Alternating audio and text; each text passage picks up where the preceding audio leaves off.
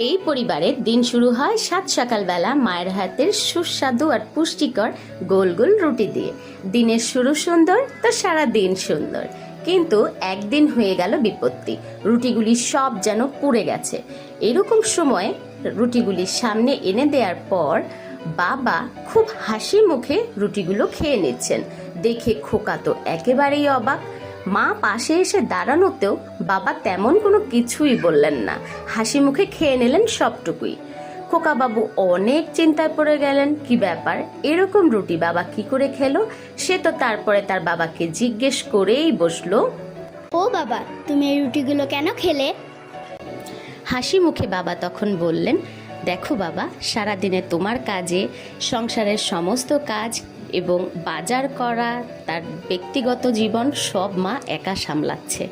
এইরকম অবস্থায় একদিন পোড়া রুটি খেলে তো আমাদের কিছু হবে না, তবে হ্যাঁ, পোড়া কথা বললে তোমার মা ভীষণ কষ্ট পাবেন। সুশিক্ষা আসে পরিবার থেকেই।